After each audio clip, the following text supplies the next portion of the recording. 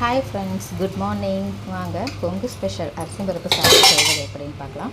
First ஒரு குக்கரை வச்சு அதுக்கு வச்ச உடனே எண்ணெய் ஊற்றிக்கலாம். நம்ம நீங்கள் தேங்காய் இருந்தால் தேங்காய் எண்ணெயில் பண்ணிங்கன்னா இன்னும் சூப்பராக இருக்கும். நான் கடலை எண்ணெயில் தான் பண்ணிட்டேன். எண்ணெய் ஊற்றிட்டு எண்ணெய் காஞ்சதும் இதில் கடுகு, நெக்ஸ்ட்டு பார்த்திங்கன்னா சீரகம் ஆட் பண்ணிக்கலாம்.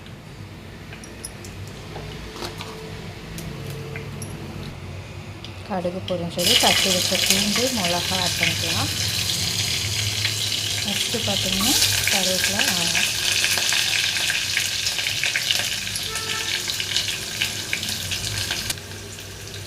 ஆனியன் வந்து இந்தளவு கோல்டன் ப்ரௌனில் வணங்கிருச்சு. நம்ம தக்காளி ஆட் பண்ணிக்கலாம். நான் ஒரு டம்ளர் அரிசிங்கிறதுனால 2 தக்காளி எடுத்துருக்கேன். ஆட் பண்ணி கொஞ்சம்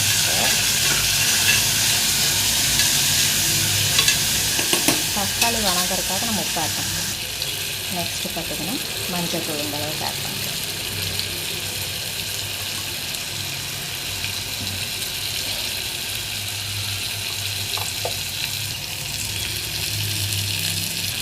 நெக்ஸ்ட்டு பார்த்திங்கன்னா சீரகம் மிளகு இடித்து பொடி பண்ணி வச்சுருக்கேன், அதை ஆட் பண்ணிக்கலாம். அதுக்கப்புறம் சாம்பார் தூள் ஒரு ஸ்பூன் ஆட் பண்ணிக்கலாம்.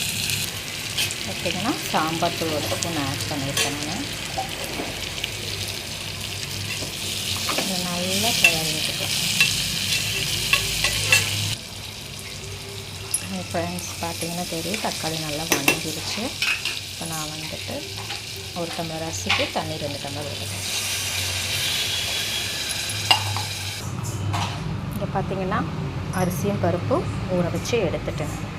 அரை மணி நேரம் அரிசி அரை மணி நேரம் ஊறணும். பருப்பு வந்து நீங்கள் சமைக்கிறதுக்கு ஒரு 10 நிமிஷம் முன்னாடி ஊற வச்சிங்கன்னா போதும்.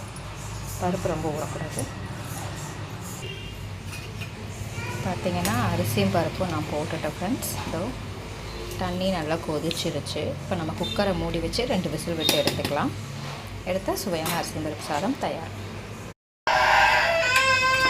ஹாய் ஃப்ரெண்ட்ஸ், அரிசி பருப்பு சாதம் பார்த்திங்களா? அரிசி பருப்பு சாதம் உதிரியாக தயாராகிடுச்சு. வாங்க சாப்பிட்லாம். ப்ளீஸ் ஃப்ரெண்ட்ஸ், சேனலை சப்ஸ்கிரைப் பண்ணிவிட்டு பாருங்கள். தேங்க்யூ.